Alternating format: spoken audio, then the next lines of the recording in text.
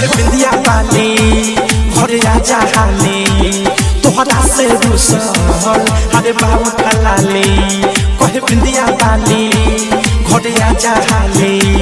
तोहरा से रुसल हरे बाबू ठलाली जाके तू बसल बारो बहरे जवानी राजा पलंगे पकहरे आगी के जाई से लहरे जवानी राजा पलंगे पकहरे कहे बिंदिया वाली घरे आजा हाली तोहरा से रुसल हरे बाबू ठलाली जाके तू बसल बारो बहरे जवानी राजा पलंगे पकहरे आगी के जाई से लहरे जवानी राजा पलंगे पकहरे जवानी राजा पलंगे पकहरे जवानी राजा पलंगे पकहरे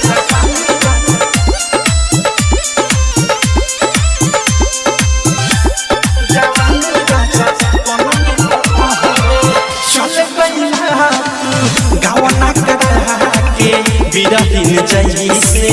रोग धरा के कहना पकड़ा जा धन कमा के देख न दासा मेहरी के आगे घूमता राजा के सहरे सहरे जवानी राजा पलंगे पकहरे आगी के जाई से लहरे जवानी राजा पलंगे पकहरे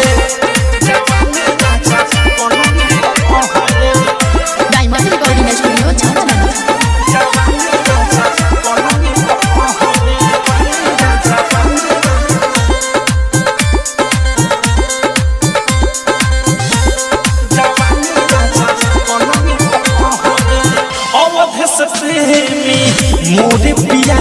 रे तुहरा बिना न लागे जिया रे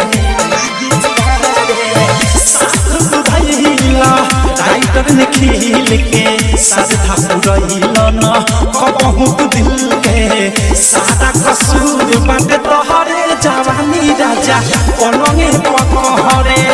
आगे के जाई से लहरे जवानी राजा पलंगे पकहरे बिंदिया वाली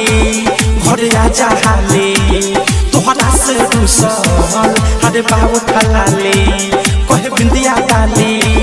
घरे आजा हाली तोहरा से रुसल हरे बाबू ठलाली जाके तू बसल बारो बहरे जवानी राजा पलंगे पकहरे आगी के जाई